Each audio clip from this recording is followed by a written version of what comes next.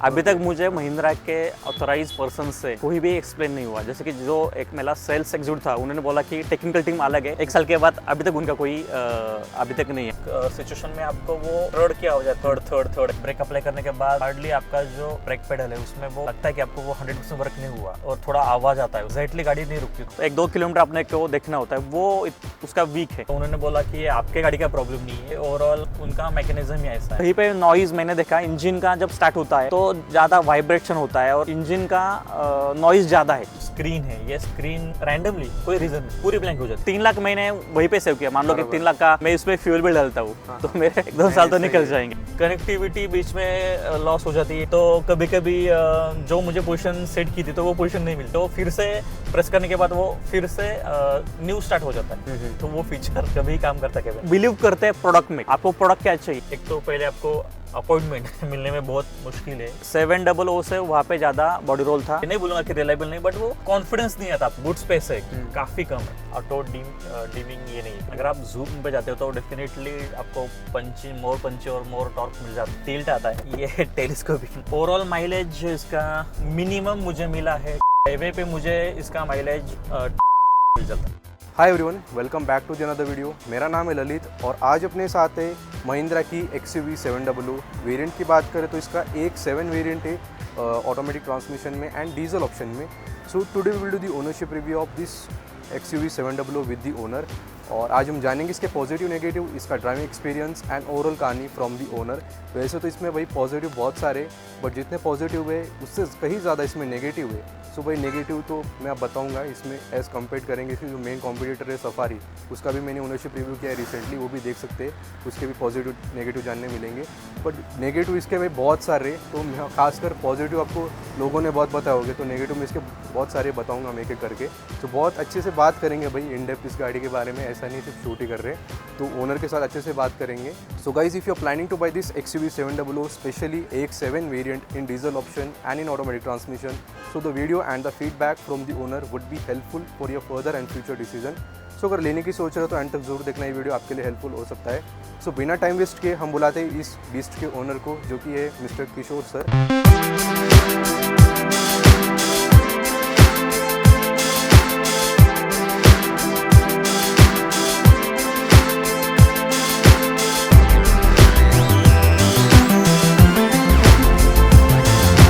Hello sir, कैसे हो? Thank you very आपका मच। बहुत बहुत वेलकम है सर अपने चैनल पे। एक छोटा सा इंट्रोडक्शन दे दीजिए अपने बारे में, अपने व्यूअर्स को जो ये देख रहे वीडियो।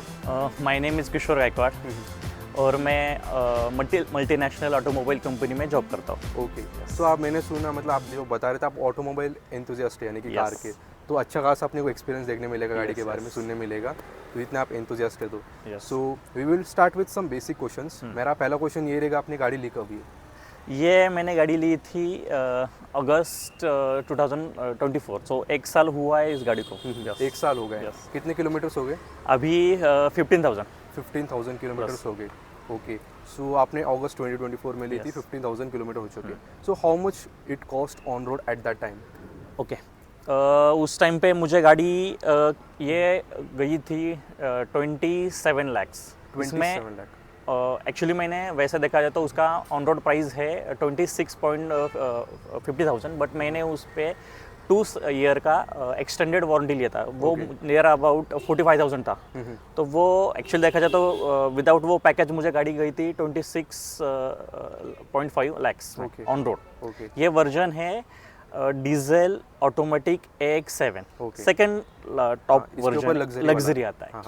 यस। ओके, तो आपने एक्सटेंडेड वारंटी ली है, जिस वजह से आपको कितना एक्स्ट्रा कॉस्ट किया? 45,000। उसमें 2 ईयर मुझे एक्सटेंडेड वारंटी मिली for all electronic parts, engine parts, everything उसमें कवर हो चुका है। पूरा कवर है। कितने? 2 साल के लिए। यस। ओके, अच्छी बात है। सो मैं जानना चाहूँगा इससे पहले कौन कौन सी कार ओन कर चुके हैं आप? तो उसके पहले मेरे पास स्विफ्ट डीजल ही थी। ओके, और उसके बाद मैंने इसके पहले प्रीवियसली थी सियाज गाड़ी थी, और अभी XUV है। और मेरे पास छोटी स्मॉल कार स्विफ्ट भी है, जो मिसेस भी चलाती है और कभी मतलब विद इन सिटी के लिए मैं यूज़ करता हूँ। सो एक छोटा सा बता सकते हैं, जो स्विफ्ट थी, ये सियाज थी, कितने कितने किलोमीटर आपने चला हुए?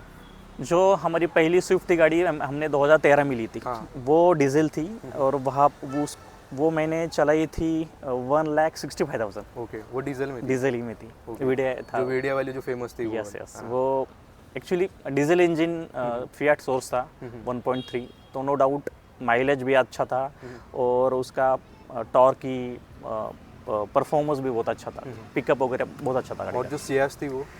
उसके बाद मैंने सियाज ली थी क्योंकि मुझे फैमिली में लगेज के लिए थोड़ा सेडान मतलब नेक्स्ट लेवल जाना था मुझे, Comfort हैचबैक वगैरह। से अलग। हाँ। तो मैंने सियाज ली थी, लेकिन वो लेते समय मैंने एक गलती की थी, तो मैंने पेट्रोल लिया था। अच्छा, Basically, डीजल से पेट्रोल पे आ गए थे पेट्रोल Swift से, लिया हाँ। था, तो वो अलग रीज़न था क्योंकि मेरा उस टाइम पर माइलेज ज़्यादा नहीं था, क्योंकि मुझे कंपनी के भी जैसे मैंने बोला कि मैं ऑटोमोबाइल कंपनी में काम करता हूँ, तो वहाँ पे मुझे फैसिलिटी थी ट्रैवल, तो इसलिए मैंने कम माइलेज के लिए वो स्पेसिफिकली ज़्यादा उस टाइम मेरा ज़्यादा रन नहीं था, तो इसलिए मैंने वो पेट्रोल ली थी।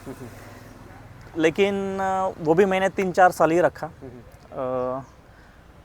No doubt Ciaz is also good car, क्योंकि वो सेडान है, बजट फ्रेंडली है, फुल साइज सेडान है, उसमें अच्छा खासा आपको लगेज मतलब डिक्की स्पेस मिलता है। Rear leg space is such में बहुत अच्छा है, क्योंकि Comfort-wise कंफर्ट बहुत चिपक के चलती है बहुत रोड पे। बहुत मतलब उसका जो एरोडायनेमिक्स है, जो सस्पेंशन सेटअप है, बहुत अच्छा है। ओके। और कहीं ना कहीं पे उसका जो एक हैचबैक के बाद सेडान में जाना थोड़ा पर्सनली एक Huge प्रीमियम difference फील लगता बहुत है। ज़्यादा अंतर हो जाता है। इवन पेट्रोल होने के बाद भी उसका माइलेज अच्छा था। हाईवे पे मैं 2-3 उसमें भी मैंने ट्रिप किया था, तो मुझे 16 प्लस मिला था, 15 प्लस 16 प्लस माइलेज मिलता पेट्रोल में। ओके। यस। अच्छा, इससे एसयूवी आपने ओन नहीं की पहले? नहीं नहीं, एक्चुअली ये मेरी पहली ही एसयूवी एसयूवी, और वो भी बिग साइज वाली? बिग साइज की। ओके। आपने मारुति वगैरह यूज़ की हुई, फिर आप महिंद्रा पे आए। सो मेरा मेजर इंपॉर्टेंट क्वेश्चन ये रहेगा, why this Mahindra XUV 700 and why this particular AX7 variant? Yes, okay. So जैसे कि मेरे पास सियाज थी, और उसके बाद मैं सोच रहा था कि मैंने एक सियाज पे ट्रिप किया था आउट ऑफ महाराष्ट्र। ओके। तो वहाँ पे मुझे रियलाइज़ हुआ कि अगर मुझे मैंने डिसाइड किया है कि हर साल मैं बाय कार एक तो एटलीस्ट एक विद फैमिली ट्रिप करूँगा। तो वहाँ पे रियलाइज़ हुआ कि डीजल कार चाहिए, क्योंकि मैंने पेट्रोल थी, तो वहाँ पे माइलेज का कंसर्न था। सेकेंडली, जो डीजल लॉन्ग जर्नी के लिए जो डीजल में टॉर्क मिलता है आपको, मतलब पंच मिलता है, और वो हाईवे माइलेज के लिए, हाईवे रनिंग के लिए आपको डीजल ही चाहिए। और उसमें अगर एसयूवी में जाना है, तो मैंने 2-3 ऑप्शन ट्राई किए थे, जैसे कि सफारी है, MG हेक्टर भी थी, और Innova Crysta. Basically Innova Crysta भी मैं लेना सोच रहा था, लेकिन वो मेरी प्रायोरिटीज़ थी कि मुझे ऑटोमेटिक लेनी थी सबसे पहले, डीजल था ही ऑब्वियसली, और मेरा कहीं ना कहीं पे पर्सनल कि पहले सबसे पहले लुक, गाड़ी का लुक अच्छा होना चाहिए, फर्स्ट थिंग। सेकंड थिंग, वो जैसे कि अभी मारुति मैंने चलाया है, तो मारुति में नो डाउट सर्विस कॉस्ट कम है, बाकी सब है, बट उसमें आपको सेफ फील नहीं होता। तो मैंने डेफिनेटली सोचा था कि 5 स्टार रेटिंग गाड़ी ही लूँगा, क्योंकि मैंने डिसाइड किया कि हर साल ट्रिप पे जाऊँगा। और फिर 7 सीटर चाहिए थी, क्योंकि मेरे 2 डॉटर है, मम्मी पापा भी है, तो अगर ट्रिप करना है तो मुझे 7 सीटर चाहिए थी।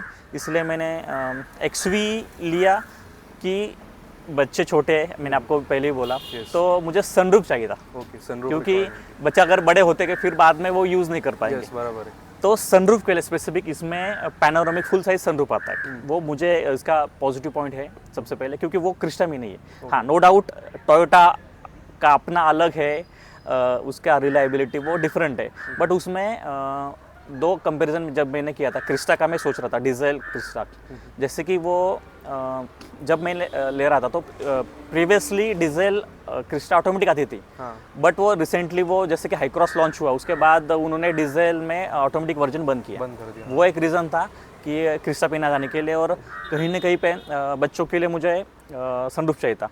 तो 2 स्पेसिफिक रीज़न है इसमें कि sunroof, automatic version, and no doubt look. Compare to Safari, मुझे उसके लुक्स जो है वो मुझे अच्छे लगे। हाँ, और एक चीज़ है मैं बताना चाहूँगा ज़रूर यहाँ पे, कि इंजन, नो डाउट इसका जो परफॉर्मेंस है, उसका 2.2 लीटर डीजल इंजन है, एम हॉक इंजन है, जो एक्चुअली आपको पता होगा कि जो महिंद्रा ने खुद इन हाउस डिज़ाइन किया है, और वो इंजन अवॉर्डेड इंजन है। तो वो परफॉर्मेंस लेवल गाड़ी बेस्ट है, मतलब डीजल में गाड़ी बेस्ट है। ओके। अच्छा, जो इसके मेन जो कॉम्पिटिटर है, मतलब हेक्टर तो हो गई, हाई क्रॉस वगैरह है, और भी आपको इसके कॉम्पिटिटर मिल जाएंगे सेगमेंट में, बट जो मेन कॉम्पिटिटर है इसकी सफारी, मतलब दोनों इंडियन ब्रांड है ऑब्वियसली, भारत के दोनों, तो वो नो डाउट वो अच्छी, मतलब बिल्ड क्वालिटी आपको सब अच्छी, वो तो फेमस है टाटा उसके लिए। बट अगर कॉम्पिटिटर वाइज देखें आप इसके अंदर, तो जो सफारी आपने क्यों रिजेक्ट की, मतलब मेन रीज़न ऐसे क्या है? सफारी डेफिनेटली मेरे लिस्ट में थी, क्योंकि सफारी और एक्सयूवी 700 दोनों का एम्पल टू एम्पल कंपैरिजन है, दोनों इंडियन है, दोनों 5 स्टार रेटेड है, बट कहीं पे रहता है कि अपना एक खुद का इंडिविजुअल चॉइस रहता है, खुद का ओपिनियन है। लुक, सबसे मैंने बोला कि लुक अच्छी होनी चाहिए, नो डाउट सफारी है, बट सफारी अगर कंपेयर करोगे हैरियर एक कॉम्पैक्ट लगती है। अगर सफारी आप देखोगे कि हैरियर का है एक्सटेंडेड वर्जन है, पीछे उसको एक जस्ट खींचा है 7, तो वो कॉम्पैक्ट नहीं लगती, जो उसका जो साइड लुक है बेसिकली, तो वो साइड लुक अगर आप देखोगे ना, पीछे से वो स्लोप है, फिर वो एक्सटेंड किया, तो वो मुझे लुक इतना अच्छा नहीं लगा थोड़ा सा। और उसका और एक रीज़न था उसका इंजन फिएट सोर्स है 2.0 है, उसका कहीं पे नॉइज़ मैंने देखा इंजन का जब स्टार्ट होता है तो ज़्यादा वाइब्रेशन होता है और इंजन का नॉइज़ ज़्यादा है। ओवरऑल यही रीज़न था कि सफारी और ना लेने का। हाँ, सेकेंडली वो जब इनिशियली उसका इंटीरियर, मुझे इंटीरियर जो लग्जरी फीचर्स इसमें जो बेसिकली इंटीरियर है, लेदरेट अपहोल्स्ट्री है, जो उसका टच स्क्रीन है, इन्फोर्मेंट है, ये मुझे दोनों का कंपैरिजन में इंटीरियर करने के बाद मुझे इंटीरियर इसका ही अच्छा लगा, और जिसका फ्रंट लुक है ना, लुक वाइज मुझे फार बेटर लगे, और इंजन स्पेसिफिकली, इसलिए मैंने दोनों में ये कंपेयर किया। अब उसमें मैंने खुद ने अभी कल ही रिव्यू किया है सफारी के ओनर का, अभी मैं उसके तरह उनका मतलब उनका मानना क्या है, उन्होंने क्यों नहीं ली XUV 700 में बताता हूँ एक बार। उनका कहना है कि महिंद्रा में सबसे पहले एक तो जो पैनल गैप है वो ज़्यादा उनको मतलब फिट एंड फिनिश वगैरह उनको अच्छी नहीं लगी, लुक वाइज ठीक है, उनका पर्सनल चॉइस था उनके उसमें जाने का, और सफारी जो है वो टॉलर है, ब्रॉड है, मस्कुलर लुक उसमें, और उनमें वो रफनेस एंड रगड़नेस उसमें ज़्यादा मिलती है। करेक्ट, यू आर करेक्ट, वो पॉइंट है उसमें। और बाकी परफॉर्मेंस वाइज ठीक है, उनको भी चाहिए थी परफॉर्मेंस, वो डीजल में मिल जाती उनको, नो डाउट इतनी नहीं मिलती, मतलब इसका ज़्यादा बड़ा इंजन है, बट उसमें मिल जाती कहीं ना कहीं देखे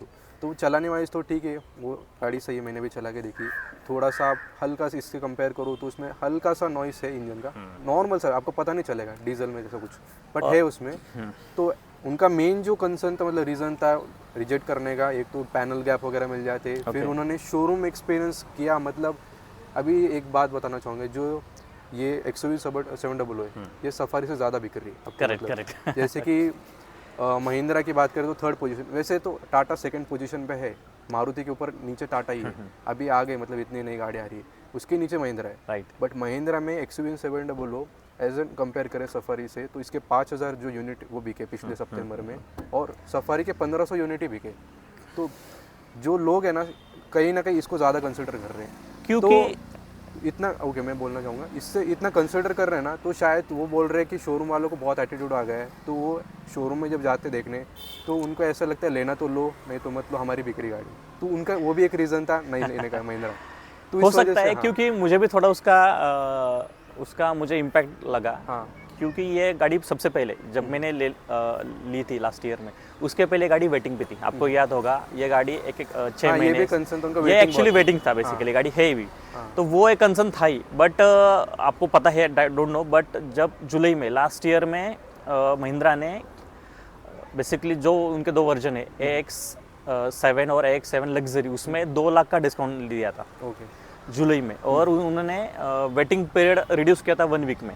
यही बेसिकली रीज़न था, क्योंकि 2 लाख का सीधा एक शोरूम पे बेनिफिट और वेटिंग पीरियड नहीं था। तो एक्चुअली मेरा वैसे प्लान गाड़ी का लेने का नहीं था, क्योंकि मैं सिया जस्ट था ही प्लान कर रहा था, लेकिन जो जैसे कि मैंने मुझे वो पता चला कि 2 लाख डिस्काउंट है और गाड़ी इमीडिएटली मिल रही है, तो मैंने इस पे लिया, क्योंकि कहीं ना कहीं पे जैसे गाड़ी ये लॉन्च हुई थी 3 साल पहले, अभी 4 साल हुए उसके, तो वो कहीं ना कहीं पे जो 4 साल पहले जब लॉन्च हुई थी तब सफारी नहीं, मतलब हैरियर में इतने फीचर्स नहीं थे। तो सबसे पहले panoramic version, LED DRLs, interior का बिग स्क्रीन, वो पहले से ही मेरी मतलब एक कहीं ना कहीं पे एक ड्रीम कार थी XUV, वो एक रीज़न था। लेकिन 1 साल का वेटिंग पीरियड था और उसकी प्राइस भी 30 लाख ऊपर थी। तो जैसे ही वो डिस्काउंट मिलने के बाद मुझे 2 लाख का डिस्काउंट मिला। अगर आप मतलब देखोगे मुझे ऑन रोड प्राइस गाड़ी गई है 26.5 लाख में। बट जैसे मैंने वो मुझे पता चला कि 2 लाख का डिस्काउंट है, वेटिंग पीरियड नहीं है, तो मैंने जस्ट डिसाइड किया कि मैंने शोरूम में गया और वो मैंने सीधा मुझे रियलाइज़ हुआ कि 2 लाख एक शोरूम पे है, तो जो भी मुझे बेनिफिट मिलेंगे वो एक शोरूम प्राइस की वजह से इंश्योरेंस में मिलेगा, आरटीओ में टैक्स में मिलेगा। और 2 लाख का प्राइस जो गाड़ी टॉप एंड मॉडल 32 लाख में जाता था और जो सेकेंड मॉडल था उसकी भी कॉस्ट नियर अबाउट 29 प्लस थी। और वो जैसे मैंने पता चला कि ये 26.5 में मतलब 26 लाख में गाड़ी मिल रही है और वेटिंग पीरियड नहीं है, तो मैंने डिसाइड किया कि ये गाड़ी मुझे लेनी है। ओके हाँ, वैसे प्राइस पॉइंट भी देखा जाए ना, जो सफारी 32 लाख की है, जो मैंने ओनर का किया उनका 32 लाख पड़ा है, इंश्योरेंस वगैरह सब मिला के। तो ठीक है, उस प्राइस पॉइंट देखा जाए तो ठीक है, आपको अच्छे ऑप्शन मिल गए इसमें। बाकी इसके हेडलैम्प का रिस्पॉन्स कैसा है नाइट के टाइम पे? यस, नहीं एक्चुअली हाँ, वो भी एक पॉइंट है कि ये हेडलैम्प है ना एलईडी है, एलईडी प्रोजेक्टर में नहीं, एक रिफ्लेक्टर बेस है एलईडी। यस, प्रोजेक्टर बेस है, प्रोजेक्टर नहीं। यूजुअली जो प्रोजेक्टर थ्रो होता है ना, लॉन्ग थ्रो जाता है। एलईडी का है जहाँ पे डिस्टेंस कम डिस्टेंस में ये है, बट जो प्रोजेक्टर हेडलैम्प्स होती है ना, वो उसका थ्रो जो हाईवे अगर आप चलाते हैं, जो अगर कांस्टेंट है तो 1-2 किलोमीटर आपने को देखना होता है, वो उसका वीक है, डेफिनेटली इसका वीक है। अच्छा, इसमें एक ऑप्शन भी आता है वो बूस्टर हेडलैम्प का, वो 80 के स्पीड पे कुछ। हाँ, वो एक ऑप्शन है कि जैसे कि आप देखोगे यहाँ पे मल्टीपल्स एलईडीज दिए है, वहाँ पे 80 का स्पीड होने के बाद आपका जो थ्रो है ना, थ्रो आगे चला जाता है। बट वो भी एक लिमिट है ओवरऑल, क्योंकि ये प्रोजेक्टर नहीं है। एलईडी का थ्रो इतना दूर नहीं जाता और उसका जो लाइट है इतना मतलब विजिबल नहीं रहता। तो प्रैक्टिकली यूजफुल लगा ऐसा कुछ हो आपको? हाँ, वो फीचर है, क्योंकि जब ऑब्वियसली अपने हाईवे रनिंग पे वो तो नाइट में पे तो स्पीड बढ़ जाता है और वहाँ पे जो लॉन्ग थ्रो एक एक्स्ट्रा मिल जाता है, तो उसका डेफिनेटली वो अपने आप ही होता है ना, अपने आप होता है ऑप्शन। वो 80 का स्पीड लिमिट है, वो आप जैसे कि अलार्म बजाता है, जैसे कि आप स्पीड लिमिट का अलार्म होता है, उसके साथ ही वो एक अपना थ्रो ऑन हो जाता है। में भी दिखता होगा। करेक्ट करके एलईडी में इसमें पता चलता है। अच्छा, एक और मैं जानना चाहूँगी, सफारी में 19 इंचेस के टायर्स आते हैं अलॉय व्हील, इसमें 18 इंच के, तो उसका कुछ इम्पैक्ट लगता है? इम्पैक्ट वो तो लुक वाइज है बेसिकली। अगर आप देखोगे ना कहीं जो 19 इंचेस के थोड़ा सा ऊपर कर देते गाड़ी। यस, वो गाड़ी का लुक और वो ग्राउंड क्लियरेंस बढ़ जाता है। हाँ, जो उन्होंने फेसलिफ्ट किया था उस टाइम पे तक, प्रीवियस वर्जन में उनके 18 ही थे। अच्छा। हाँ, इसका डेफिनेटली वो एक है, बट कंसर्न क्या है एक्सयूवी का कि जैसे कि उन्होंने 4 साल पहले लॉन्च किया था, अभी तक उनका कोई मेजर अपडेट मिला ही नहीं। हाँ, वो भी है, इसके अपडेट के बहुत लोग इंतजार कर रहे हैं। एक्सपेक्टेड है क्योंकि बहुत उसमें कुछ फीचर्स है कि जो लैग है कंपेयर टू न्यू सफारी। अभी आप कंपेयर करोगे तो उसमें वो फीचर्स नहीं है जो उन्होंने वहाँ पे दिया है, क्योंकि सफारी का तो अभी आया रिसेंटली। लेकिन मुझे पता चला कि मैं देख भी रहा हूँ कि यहाँ पे उनका फेसलिफ्ट का वर्जन चल रहा है। वो टेस्ट अगर आप देखोगे ना कहीं पे, वो टेस्टिंग व्हीकल दिख जाती है। हाँ, वो तो है। जैसे कि महिंद्रा की XE9 ही है, हाँ, XEV9 इलेक्ट्रिक जो एक ईवी कार है, तो उसमें भी वो फीचर्स दिखते हैं, तो हो सकता है कि मेजर अपडेट इसका आ सकता है। हाँ, वैसे उसमें बहुत ज़्यादा टेक है, मतलब हर चीज़ में आपको उसमें टेक मिलेगा। करेक्ट। उसमें आया है तो भाई ऑब्वियसली इसमें भी अच्छा खासा कुछ देखने मिल जाएगा, तो उस टाइम और अच्छी हो जाएगी गाड़ी। Okay, yes. सो अभी मैं इसका थोड़ा शोरूम एंड बाइंग एक्सपीरियंस जानना चाहूँगा। आपने कौन से शोरूम से ली पुणे में? पुणे में बाउधन में। ओके, वहाँ पे सह्याद्री मोटर्स है, तो वहाँ से मैंने गाड़ी लिया था। अच्छा, उनका एक्सपीरियंस कैसा था? आप पहले दिन गए इंक्वायरी से लेके और जब आपको डिलीवरी मिली, या फिर इससे पहले आपने और कौन से शोरूम देखे थे? कैसा? नहीं, एक्चुअली क्योंकि वहाँ तक उस शोरूम तक पहुँचे कैसे? हाँ, मतलब क्योंकि मैं रहता हूँ पुनावले में, नियर टू हिंजेवाड़ी है, और वहाँ पे जो हाईवे है, हाईवे पे ही शोरूम है।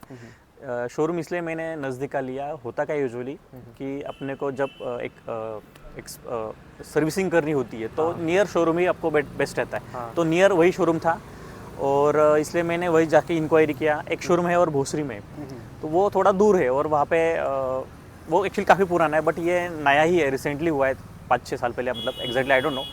तो वो एक शोरूम है, बट वहाँ पे आपने कहा कि एक्सपीरियंस जैसे कि ये गाड़ी, जैसे कि उन्होंने 2 लाख का डिस्काउंट दिया था, तो बहुत इसका सेल, जैसे कि मैंने गाड़ी लिया था अगस्त में, मैंने देखा कि बहुत उसका इनका ये हुआ, सेल हुआ।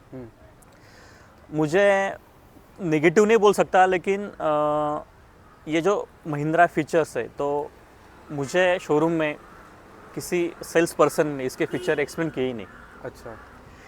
क्योंकि उनके पास आपने जैसे बोला कि एक्सपीरियंस बहुत सारे ऑर्डर्स, मतलब जैसे कि उन्होंने डिस्काउंट लॉन्च करने के बाद बहुत सारे बुकिंग आए, बहुत सारी डिलीवरी थी, एक दिन में भी उनको बहुत डिलीवरी थी।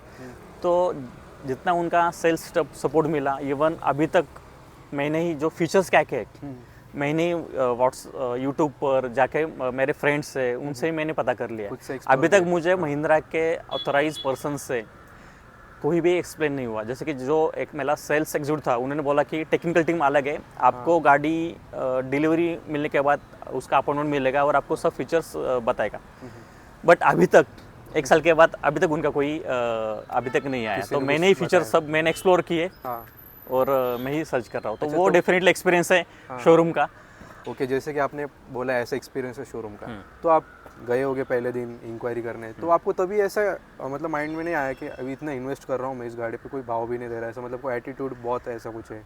होता क्या है हाँ। कि देखो, एक्सपीरियंस होता है अलग अलग शोरूम में आपको अलग अलग मिलता है, वो तो है ऑब्वियसली। और वो जो स्टाफ है अवेलेबल, उनका जो अवेलेबिलिटी है, जूनियर स्टाफ है, सीनियर स्टाफ है, उससे मिलता है। बट उसके वजह से आपको क्या लेना है, मतलब अगर आप बिलीव करते हैं प्रोडक्ट में, आपको प्रोडक्ट क्या चाहिए, आपका फुलफिलमेंट सर्विस डेफिनेटली उसका इम्पैक्ट जाता है। बट वन टाइम लेना है आपको, फिर बाद में रियलाइज। अगर एक्सपीरियंस अच्छा है, अगर आप मारुति की कार देखोगे, उनका एक्सपीरियंस अच्छा रहता है, लेकिन उनकी मारुति की देखो, आपको क्या चाहिए, कार चाहिए, कार में क्या देखते हो आप, जो आपकी नीड है, जो आपकी आपकी रिक्वायरमेंट है, वो requirement, फुलफिल हाँ। होनी चाहिए। अगर उसके वजह से आपको कार पसंद है बट उनका एक्सपीरियंस अच्छा नहीं, तो इसके लिए मैं वो ये नहीं कर सकता ना, बराबर, मतलब मैं reject वर्जन करने नहीं से, हाँ। शिफ्ट नहीं हो सकता ना, क्योंकि मुझे बिलीव था इस प्रोडक्ट पर, ये प्रोडक्ट क्या है, तो इसलिए मुझे करना ही था। तो वो एक इम्पोर्टेंट फैक्टर मुझे नहीं लगता, क्योंकि एक वन टाइम लेना है और उनके सर्विसेज में अलग अलग आता है। और वैसे भी आपको, अगर आप देखो, मैंने आप पहले ही बोला था कि मैं थोड़ा ऑटोमोबाइल से सेक्टर से हूँ, तो मुझे पता है कि क्या फीचर्स चाहिए, क्या नहीं है, मेरी रिक्वायरमेंट फुलफिल हो रही कि नहीं। इवन सर्विस में जाने के बाद अगर कोई आपको चल जाता, तो मैं मतलब खुद मुझे पता है कि उनसे कैसे सर्विस लेनी है, उनको क्या बोलना है, क्या उनको देना है। तो वो मुझे उसमें कोई फियर नहीं था कि उनका एक्सपीरियंस अच्छा नहीं है। मुझे प्रोडक्ट पे बिलीव था, मैंने प्रोडक्ट लिया, दैट्स इट। ओके, ऐसा एक्सपीरियंस था आपका। हाँ। सो आपने इसमें कोई एक्सेसरीज वगैरह लगाई? एक्सेसरीज ऐसा रिक्वायर्ड नहीं है, बट हाँ, कंपनी से ही, जो अगर आप साइड फुट स्टेप देखोगे, हाँ। क्योंकि मैंने पहले ही बोला कि घर में फैमिली मेम्बर्स, मतलब पेरेंट्स है, तो उनको थोड़ा ये एसयूवी में स्टेप इन स्टेप आउट करने के लिए मैंने वो किया। और एक्चुअली इंटीरियर में मैंने क्योंकि मैं यूजुअली ये कार यूज़ करता हूँ ट्रिप के लिए, तो यूजुअली ट्रिप के लिए मैंने कर्टन्स, क्योंकि वो फिल्मिंग अलाउ नहीं है, इसलिए मैंने एटलीस्ट कर्टन किए कि अगर मैं ट्रैवल करता हूँ तो थोड़ा अंदर जो अपना हीट है, मतलब उसके लिए मैंने वो बस उतना ही है। अदरवाइज ऐसा कुछ खास आपने नहीं लगाया? नहीं, और रिक्वायर्ड भी नहीं ना, Okay. यूजुअली सब सारे फीचर्स तो सब मिल ही रहे। मिल जाता है। ओके। सो आपने ये फुट स्टेप लगाया तो इसका कंपनी से लगाया? कंपनी से कितना लगा। कुछ कॉस्ट आया इनका? कंपनी से, हाँ डेफिनेटली, वो एग्जैक्टली रिमेंबर नहीं है, बट 15,000 का था वो। ओके। और ये सफारी में भी नहीं आता, तो उन्होंने भी ऐसा बाहर से ही लगवाया था। हाँ, ऐसा हाँ, कुछ। हाँ, तो ये तो इतनी बड़ी एसयूवी दे रही, तो शायद से देना चाहिए। देना चाहिए था हाँ, actually। ये ऑप्शन तो Correct, मोस्ट correct। रिक्वायर्ड है। बाकी इसका जो एक कंपैरिजन, यानी कि इसके ऊपर वाला मॉडल में क्यों नहीं गया आप? हाँ, वो एक था कि क्या एक्स्ट्रा फीचर मिल रहे थे? एक्स्ट्रा फीचर है, वो लग्जरी मॉडल है। हाँ। बेसिकली मैंने कंपेयर किया था, उसमें 2.5 लाख से 3 लाख का फीचर था, वो मुझे काफ़ी लगा। और वो वैसे देखा जाए, जैसे कि लग्जरी मॉडल है तो उनके लग्जरी फीचर थे, जैसे कि यहाँ पे वो मैकेनिकल अगर आप देखोगे तो जो हैंड ब्रेक है, इसमें हैंड ब्रेक आता है, ओके। उसमें पार्क इलेक्ट्रॉनिक हाँ। ब्रेक है, वो एक फीचर मिसिंग है। वेंटेड सीट्स इसमें था, उस वर्जन में था, वो एक मिसिंग है।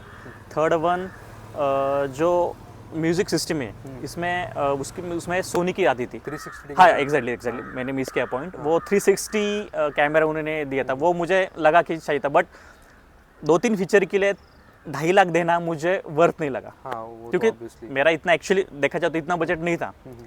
क्योंकि मैं बजट देख रहा था 25 लाख तक ही, मैक्सिमम 25 लाख तक। तो मुझे वो अगर मुझे स्मॉल कॉम्पैक्ट जो अपनी एसयूवीज है, क्रेटा, सेल्टोस, एक्चुअली उनका बजट था, लेकिन उस बजट में ये थोड़ा एक्शन करके मुझे इतनी गाड़ी मिली है, तो इसलिए मैंने वो 3 लाख फीचर मुझे मुझे वर्थ नहीं लगा। बट कहीं ना कहीं लगता है कि आज लेने के बाद कि उस टाइम पे अपना बजट रहता है, लेकिन मैंने लेना चाहिए था। बट रिग्रेट भी नहीं, क्योंकि 3 लाख मैंने वहीं पे सेव किया। मान लो कि 3 लाख का मैं इसमें फ्यूल भी डालता हूँ, तो मेरे 1-2 साल तो निकल जाएंगे। वो प्रैक्टिकल है, वो लग्जरी फीचर है, नेसेसिटी नहीं। इसमें मुझे सबसे पहले इस वर्जन में 18 इंच अलॉय व्हील मिले जो टॉप में आते हैं। सबसे पहले इसमें एडास भी है, सनरूफ है, लेदरेट सीट्स है, पूरा स्क्रीन, पार्किंग सेंसर है, एलईडी है। तो वो जो फीचर है ना, वैसे देखा जाए तो वो अंदर ही पता चलता है। एक्सटीरियर देखो जो जाए तो आपको पता भी नहीं चलता। तो मुझे वर्थ नहीं लगे 2.5 लाख स्पेंड करना उसमें, इसलिए मैंने नहीं लिया। अच्छा, एक और चीज़ पूछना चाहूँगा मैं, अगर समझो ये भी आपको पसंद नहीं आती इतना बजट, तो आप क्या बजट इंक्रीज करके कुछ और ऑप्शन देखते? जैसे कि आपने सफारी रिजेक्ट तो कर दी, बाकी सारी गाड़ी रिजेक्ट कर दी आपने, अगर ये भी कहीं ना एक डाउट आता ठीक है ये भी नहीं बैठेगी, तो कुछ इंक्रीजमेंट होता बजट में, या फिर किस गाड़ी पे जाते हो? तो देखा जाए तो सफारी और ये सेम ही, मतलब एम्पल टू एम्पल उसका कंपैरिजन है।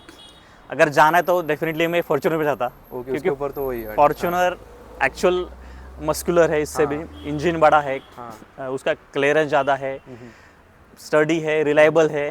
बट अगर उसकी, आपको भी पता है, अगर उसकी प्राइस देखोगे आज तो 50+ लाख जाती है, तो ऑलमोस्ट उसमें 2 गाड़ी जाती है, 2 X7 आ जाएगी। तो मेरा कहीं ना कहीं पे वैल्यू फॉर मनी चाहिए था मुझे, बजट फ्रेंडली भी हो, और मुझे जो भी मेरी फीचर्स, जो मेरे एक्सपेक्टेशन उसमें फुलफिल हो जाए। तो उस पॉइंट ऑफ व्यू मुझे ये तो यहाँ पे ज़रूर बोलना है कि 27 लाख में आपको फुल साइज एक्सयूवी, ये कॉम्पैक्ट नहीं है, कॉम्प्रोमाइज नहीं है, फुल साइज एक्सयूवी है, इंजन बड़ा है, 7 सीटर है, आपको वो रिलायबल मिलता है क्योंकि महिंद्रा का, और सर्विस सेंटर भी अच्छे है, तो वो 27 लाख में वर्थ है गाड़ी। अगर आप देखोगे कि अभी सेल्टोस वर्जन, मेरे एक रिलेटिव मेंबर्स हैं, उन्होंने सेल्टोस लिया था, टॉप एंड लिया था उन्होंने जीटी का, तो उनको अराउंड 23-24 लाख में गया था। अगर आप देखोगे 1.5 इंजन 5 सीटर गाड़ी, कॉम्पैक्ट गाड़ी है, वो गाड़ी अगर आपको 24 लाख की जाती है, और इसमें 2-3 लाख एक्सपेंड करके अगर आपको फुल साइज गाड़ी मिल रही है, 5 स्टार रेटिंग मिल रही है, तो मुझे लगता है डेफिनेटली ये मतलब वर्थ गाड़ी, ये वर्थ है, डेफिनेटली वर्थ है। जरूरी नहीं इसी मॉडल पे, इसका बेस मॉडल भी मिल जाएगा। एग्जैक्टली, इसमें वर्जन X5 आता है, X3 भी आता है। इवन मैनुअल अगर जाओगे आप, मैनुअल में अगर मैं जाता तो और मेरे 1-2 लाख बच जाते। बराबर, हाँ, उस प्राइस पॉइंट पे वो सेल्टोस ली उन्होंने, तो स्कॉर्पियो है, बहुत सारे ऑप्शन हैं, मतलब 7 सीटर में ऑप्शन मिल जाता है आपको बहुत सारे। हाँ, और एक चीज़ सॉरी मैंने मिस किया, मैंने कंपेयर महिंद्रा की ही गाड़ी थी जो कि मैंने स्कॉर्पियो, वो भी मैंने कंपेयर किया था, क्योंकि सेम, दोनों का प्राइस भी ऑलमोस्ट सेम है, दोनों का अपना अपना एक्सपीरियंस है, अपना अपना रिक्वायरमेंट है। उसमें मुझे, क्योंकि उसकी हाइट काफ़ी ज़्यादा है, उसकी बॉडी साइज ज़्यादा बड़ी है, वहाँ पे बॉडी रोल उसमें है कंपेयर टू दिस, दोनों में बॉडी रोल है, क्योंकि बीइंग एज एसयूवी वो तो आता ही है, लेकिन 700 से वहाँ पे ज़्यादा बॉडी रोल था। और उसका जो इंटीरियर है, एक तो इंटीरियर, मुझे ब्लैक इंटीरियर पसंद नहीं है। अगर आप देखोगे एन में ब्लैक या ब्राउन इंटीरियर आता है, इसमें जैसे कि आपको टैन या मतलब वाइटिश आता है, वो मुझे इंटीरियर भी पसंद नहीं लगता है, प्रीमियम लगता है एग्जैक्टली, क्योंकि मुझे थोड़ी लग्जरी ओरिएंटेड, फैमिली ओरिएंटेड थी, और इसका थोड़ा एरोडायनेमिक्स ज़्यादा है। एक्चुअली इसका ग्रिप बोलो, थोड़ा सस्पेंशन सेटअप उसका कंपेयर टू दिस बेटर है। अच्छा, वो तो मतलब वो ऑफ रोडिंग टाइप थोड़ा ज़्यादा ऑफ रोड, एकदम माफिया लुक ऐसा उसमें हो मतलब हो सकता है कि हर एक की प्रायोरिटी रहती है, कोई फैमिली ओरिएंटेड है, कोई फ्रेंड्स मतलब बैचलर्स लेते हैं, उनका थोड़ा वो लुक चाहिए उनको। ओके, ये तो comfort wise, performance wise, overall package लगा मुझे, लग्जरी है, परफॉर्मेंस है, माइलेज है, तो मुझे ओवरऑल ये पैकेज लगा, इसलिए मैंने सिलेक्ट किया। अब सर इसके इंजन की बात करें ना, तो इसमें मिल जाता है 2.2 लीटर का डीजल इंजन 4 सिलेंडर में, 182 bhp की पावर, और अगर उसमें मैनुअल में ले तो डीजल में तो 420 न्यूटन का टॉर्क है, और ऑटोमेटिक में 450 का है, ज़्यादा है torque, 6 speed manual and 6 speed automatic. So अभी मेन जो इसकी खासियत है, परफॉर्मेंस कहते हैं इसको, मतलब आप खुद चलाते हो तो क्या है इसकी परफॉर्मेंस, कैसे कुछ है? अगर आप देखोगे ना कि टॉर्क कन्वर्टर है, और इंजन अगर आप देखोगे, जस्ट मैंने थ्रोटल प्रेस किया, अब परफॉर्मेंस देखो, ओके है, मतलब बात पंजा दबाते उठती गाड़ी, पंजा दबाते ही जस्ट अपना 80 स्पीड तक गया। हाँ, road depend on the road, तो नो डाउट कि डीजल इंजन है, पावरफुल इंजन है, और कंपेयर टू इतना नॉइजी भी नहीं है, मतलब डीजल इंजन है, लेकिन अगर आप देखोगे ना कि केबिन नॉइज कम है, कि थ्रोटल देने के बाद इतना वाइब्रेशन भी नहीं है गाड़ी में बेसिकली जो डीजल में आता है। तो वो रिफाइन इंजन है महिंद्रा का, जो हॉक इंजन है ये मोस्टली रिफाइन इंजन है, क्योंकि महिंद्रा जाना जाता है इंजन के लिए। अगर आपको पता होगा कि उनकी जो पुरानी जीप आती थी कितने साल से लोग 15, 20, 30 साल से यूज अभी भी कर रहे हैं। तो इंजन जो उनके लो मेंटेनेंस के रहते हैं, रिलायबल इंजन है, लॉन्ग उनके लाइफ काफ़ी रहती है। तो इंजन के लिए no doubt Safari compare to Tata, Mahindra के इंजन बेस्ट है, बेस्ट इंजन है डीजल में, बेस्ट इंजन है। और एसयूवी लेनी है तो डीजल लेनी है, अदरवाइज एसयूवी का कोई मजा नहीं। पेट्रोल में तो इतना मजा नहीं। इवन माइलेज भी ड्रॉप हो जाता है क्योंकि सेम एक्सयूवी आती है 2 लीटर के साथ आती है पेट्रोल। उसका माइलेज 10, मतलब अगर ऑटोमेटिक है और सिटी में चलोगे तो 6, 7, 8 तक इतना ड्रॉप हो जाता है। और पेट्रोल में इतना कम माइलेज सही है, तो फिर पर्पस नहीं। तो ये डीजल का मजा नहीं मिलता। बाकी सफारी से कंपेयर करें इसके परफॉर्मेंस वाइज, उसमें थोड़ा 2 लीटर का इंजन आता है, मतलब डीजल में थोड़ा सा उसमें पावर टॉर्क कम है हल्का सा। बाकी ओवरऑल उसमें थोड़ा मैंने चला के देखी सफारी वैसे ओनर की, तो बल्कि है, थोड़ी बल्कि है, और उसमें हल्का सा मतलब माइनर से उसमें नॉइज ज्यादा मिलता है। इसमें वाइब्रेशन भी नहीं है। और आपको पावर फील होती है, डेफिनेटली होती है। अच्छा, तो हाईवे पे कैसी परफॉर्मेंस है, स्टेबिलिटी वगैरह कैसी कुछ है? एक्चुअली मैं यहाँ पे लास्ट ट्रिप मैंने यहाँ पे भी किया था, जो अपना कुंभ मेला हुआ था। तो अपना जो समृद्धि हाईवे है महाराष्ट्र से पुणे टू नागपुर, तो वहाँ पे मैंने टेस्ट किया। तो 170 तक, 180, ऑलमोस्ट 177, 80 तक मैंने चला था उसको कुछ पीरियड के लिए। तो वो डेफिनेटली लगता है कि अगर हम जाते हैं, इतना हम स्पेंड करते हैं पैसा, तो वो वर्थ है कि एसयूवी लेना। और उसका जो स्टेबिलिटी है बेसिकली, गाड़ी इतना स्पीड में भी गाड़ी बॉडी रोल नहीं करती, वो अच्छा फैक्टर है इसमें। और टॉप स्पीड कितनी ली आपने इसमें? टॉप स्पीड मैंने 170, ऑलमोस्ट 180 तक गया था मैं। बस टेस्ट ही किया, ज़्यादा मतलब थ्रू आउट मैंने 100 एंड, क्योंकि चलन तो आपको पता है हाईवे पे कैमरे से ऑनलाइन चलन है, तो 100, 120, वहाँ पे आई थिंक वहाँ पे 120 का मैक्सिमम लिमिट है, तो 120 तक आप चला सकते हैं। ओके, तब कैसी थी इतने टॉप स्पीड पे स्टेबिलिटी एंड वगैरह? तब मतलब कॉन्फिडेंस वगैरह कोई फर्क नहीं लगा मुझे कि गाड़ी क्या स्पीड है, क्योंकि अंदर आपको पता ही नहीं चलता कि जब तक आप मीटर नहीं देखते कि कितनी गाड़ी चल रही है, अदरवाइज आपको रियलाइज ही नहीं होता, क्योंकि हाईवे है, ट्रैफिक नहीं है, पूरा प्लेन स्ट्रेट रोड है, तो एफर्टलेस ड्राइविंग हो जाती है और आपको स्पीड का कुछ पता नहीं चलता। अच्छा, तो अभी इसमें आपने लॉन्ग जर्नी कहाँ तक की? वही जो मेरा आपने यूपी का बताया, कितने किलोमीटर का था कुछ वो आपको पता है?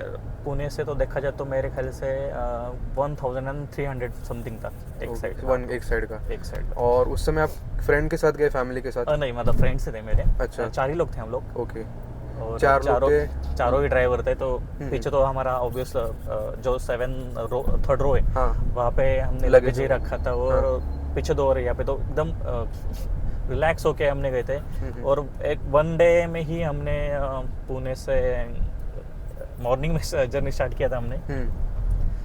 तो सुबह 6-7 बजे निकले थे और 8-9 तक, रात के 9 तक हमने गाड़ी चले थे। हमने नागपुर क्रॉस किया था। तो 1 डे ही हमने वो पूरा ऑलमोस्ट 6,700 किलोमीटर हमने क्रॉस किया था। ओके, और जब इतने आप 4 लोग थे आपने कहा, तो जो पीछे बैठे थे सेकंड रो में, उनका कैसा फीडबैक था कंफर्ट वाइज? बिल्कुल, मतलब क्योंकि एक तो सबसे पहले हैवी है, कोई मतलब पॉटहोल्स और है ही नहीं, तो एकदम एकदम रिलैक्स होके। और ये जो सेकंड रो भी है थोड़ा रिक्लाइन हो जाता है, जो बेंच है सेकंड का रिक्लाइन हो जाता है। अच्छा, इसमें स्लाइडेबल का फीचर नहीं? स्लाइडेबल नहीं, एग्जैक्टली। ये एक इसका एक नेगेटिव पॉइंट है कि जो मिड रो है वो स्लाइड नहीं होता। इस वजह से क्या होता है, कभी कभी अगर आप 3rd रो यूज नहीं कर रहे तो ओके, इट्स कंफर्टेबल, बट अगर 3rd रो यूज करना चाहते हो तो वहाँ पे इतना 3rd रो के लिए स्पेस नहीं मिलती। और वैसे भी देखा जाए तो ये 3rd रो इतना फॉर अडल्ट के लिए नहीं है। आप डेफिनेटली बच्चे हैं और इन केस इमरजेंसी अगर कोई लेडीज़ है, बिलो 5 एंड 5.3 जो टॉल है तो वो बैठ सकते हैं। और थर्ड पर्सन नहीं, 3 लोग नहीं बैठ सकते कंफर्टेबली थर्ड रो में। हाँ, थर्ड रो में 2 ही लोग आराम से बैठ सकते और वो भी ऐसे शॉर्ट जर्नी में, इमरजेंसी वगैरह। हाँ, हैं। यस, बाकी बच्चे वगैरह तो लॉन्ग लॉन्ग जर्नी के लिए बेसिकली देखो, ये वैसे भी अपना लगेज रहता है। अगर आप इतने लोग बैठते तो लगेज कहाँ पे रखोगे? बराबर तो लगेज के लिए जो थर्ड रो है आपको स्प्लिट करके वो एज अ डिक्की यूज करना ही पड़ता है। बाकी थर्ड रो तो अपन इमरजेंसी किसी को बिठाना रहा, हाँ, मतलब थोड़ा शॉर्ट डिस्टेंस। यूजुअली क्या होता है, अगर हाँ, हमें कुछ फंक्शन function रहते वगैरह, हैं हाँ। डेली, मतलब कहीं पे इमरजेंसी कुछ डेली में फैमिली मेम्बर्स है, अगर कोई आपके फ्रेंड्स है, इमरजेंसी के लिए 7th रो ओके है। बाकी उसको सफारी से कंपेयर करें थर्ड रो की तो उसकी हल्की सी स्पेशियस है, थोड़ा उसमें बैठ सकते हैं एडल्ट वगैरह। वो भी लॉन्ग जर्नी में, लॉन्ग जर्नी के लिए एक्चुअली एसयूवी में तो है ही नहीं। यस, एक्चुअली थर्ड रो अगर आपको सच में एडेड के लिए चाहिए तो हाँ। Innova is the best option. Innova Crysta, Innova actually है ही वो, उसका पर्पस ही है कि कमर्शियल पर्पस है या टूरिस्ट का वहाँ पे ज्यादा वो टूरिस्ट के लिए यूज हो जाती वगैरह में है यूज होती है इसलिए। लेकिन नो डाउट वो उसका थर्ड रो वेरी स्पेसियस है। ओके। हाँ, थर्ड रो चाहिए तो एमपीवी में जा सकते हो। अगर बजट में जाना yes. तो अर्टिगा वगैरह हो गई, उसके अच्छी स्टेबल रिलायबिलिटी वगैरह चाहिए तो इनोवा सबसे बेस्ट है। करेक्ट। हाई क्रॉस भी है अभी ऑप्शन, सो थर्ड रो के तो उसके लिए ओके। सो अभी फैमिली का कैसा फीडबैक है एज अ कंफर्ट, या फिर क्या फैमिली मुझे 2 डॉटर हैं, मिसेस और मेरे पेरेंट्स भी है, मम्मी पापा। तो वो एकदम रिलैक्सली बैठते क्योंकि बीच में पेरेंट्स बैठते हैं और 2 डॉटर है। तो अगर मैं थोड़ा मतलब जर्नी के लिए जाता हूँ, मतलब 1 डे या 2 डे के लिए, तो बच्चे यूजुअली पीछे बैठते, तो आराम से स्पेस हो जाती है। मतलब अगर एक बच्चा तो पूरे पीछे सो भी जाता है, पूरे बेंच में हो जाता है। और ड्यू टू सनरूफ बच्चे खुश हैं। हाँ, इसमें पैनोरामिक सनरूफ आता है। यस, पैनोरामिक सनरूफ है, तो व्यू अच्छा मिल जाता है। व्यू अच्छा मिल जाता है। सेकंड रो तक कवर होता है सनरूफ, है ना? यस यस यस, तो अच्छा खासा इवन आपको- एक साथ क्योंकि मेरे फ्रेंड्स के भी बच्चे हैं ना, हाँ, तो मेरे 2 बच्चे और 2 एक साथ, सो 4 बच्चे खड़े होते एक साथ। अच्छा। सभी ने एंजॉय किया था। मैंने एक शॉर्ट वीडियो भी निकाला था, हम जस्ट बड़ी हिली sunroof एरिया पे है। गए थे, हाँ। बड़ी सनरूफ पे। ओके। मतलब एडल्ट भी आराम से बच्चों के साथ मिसेस भी वहाँ पे, मतलब वो आराम से वो खड़ी रह सकती है। ओके।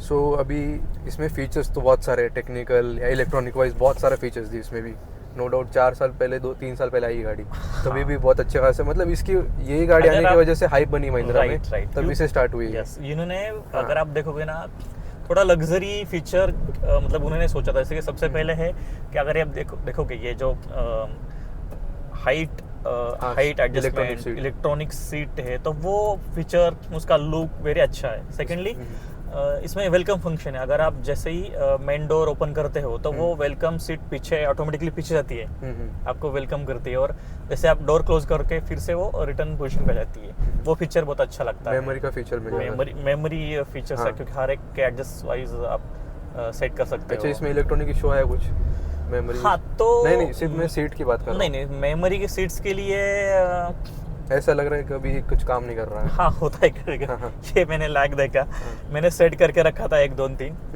तो कभी कभी जो मुझे पोजीशन सेट की थी तो वो पोजीशन नहीं मिलती, तो फिर से प्रेस करने के बाद वो फिर से न्यू स्टार्ट हो जाता है। तो वो फीचर कभी काम करता, कभी नहीं करता। अच्छा, इसकी जो को पैसेंजर सीट है, मतलब ड्राइवर की साइड वाली, उसमें आपको हाइट एडजस्टमेंट का ऑप्शन नहीं आता? नहीं है। बाकी कॉम्पिटिटर में मिल जाते हैं सब हाँ, ऑप्शन। वो ऑप्शन नहीं है। और वैसे देखा जाए तो होना चाहिए डेफिनेटली, बट उसका इतना यूसेज नहीं है, क्योंकि जो को पैसेंजर है उसको तो गाड़ी चलानी नहीं है, उसको तो रिलैक्स से बैठना है। हाइट एडजस्ट इसलिए चाहिए कि ये एसयूवी है। अगर आप सिटी में चलते हो तो बम्पर ट्रैफिक, तो आपको ज़्यादा विजिबिलिटी नज़दीकी चाहिए। अगर आप हाईवे पे चलते हो तो आपको थोड़ा रिलैक्स पोजीशन चाहिए, तो थोड़ा आप डाउन कर सकते हो, क्योंकि ज़्यादा भी ऊपर किया तो आपको थोड़ा रोल फील हो जाता है। वैसे तो इसमें बोनट विजिबल रहता है। हाँ, अगर आप थोड़ा लॉन्ग जर्नी का, अगर आपने यहाँ पे देखा तो जितना आप नीचे आओगे थोड़ा कंपेरेटिवली आप लो हो जाते हो। जितना लो रहोगे ग्रेविटी से, तो आपको थोड़ा बॉडी रोल कम मिल जाता है।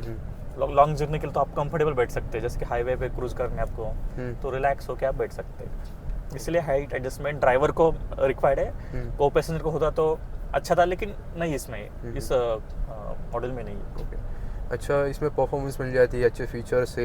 अब मेन पूछना चाहूँगा, आपने डीजल ऑटोमेटिक मिली है, तो माइलेज क्या कुछ है? जैसे कि सिटी में सिटी में भी ऐसे एक तो बम्पर टू बम्पर हो गया, एक नॉर्मल ट्रैफिक हो गया, और हाईवे पे कैसी है, अगर क्रूज़ किया हाईवे पे तो कैसे कुछ, मतलब ओवरऑल माइलेज आपका कहने में क्या है? हाँ, ओवरऑल माइलेज इसका इतने बड़े गाड़ी के लिए, इतने बड़े साइज़ के लिए मिनिमम मुझे मिला है 10। वर्स्ट कंडीशन में एक बम्पर टू बम्पर ट्रैफिक है 9.2, मतलब ऑन एवरेज 10 सिटी में मिल जाता है मुझे, 10 प्लस ही मिलता है। और हाईवे पे मुझे इसका माइलेज थोड़ा मिक्स, अगर आप बात करोगे थोड़ा सिटी ड्राइव हाईवे ड्राइव, तो मुझे 12-13 मिल जाता है। लेकिन सबसे सरप्राइजिंगली था जो मैंने लास्ट टाइम महाकुंभ मेला में मैं यहाँ पे गया, तो वहाँ पे मुझे शॉकिंगली 15 या 16 प्लस मिला था माइलेज। क्योंकि हाईवे पे मैंने ज़्यादा टॉप स्पीड रहता है अपना, और आइडल अपना 100 का अगर आप स्पीड से चलोगे ना 90 to 110, तो वो कॉन्स्टेंटली अगर स्पीड आपका लो आरपीएम पे अगर आपकी गाड़ी चलती है, तो मुझे 16-15 प्लस माइलेज मैक्सिमम इसने निकल के दिया था। बाकी आपका मतलब आपको कैसा लगता है मतलब ये सही है माइलेज आपके हिसाब से? क्योंकि इतने बड़े गाड़ी के लिए माइलेज 10 प्लस होना ऑटोमेटिक। हाँ, सबसे पहले अगर ये मैनुअल, क्योंकि मेरा एक फ्रेंड है उसके पास सेम है बट उसने मैनुअल लिया है, तो मैनुअल में माइलेज 1-2 डेफिनेटली प्लस हो जाता है, क्योंकि उसको सिटी में भी 12 का माइलेज उसको मिल जाता है, 11 to 13 उसको सिटी में मिल जाता है। बट होता क्या है कि जैसे कि आप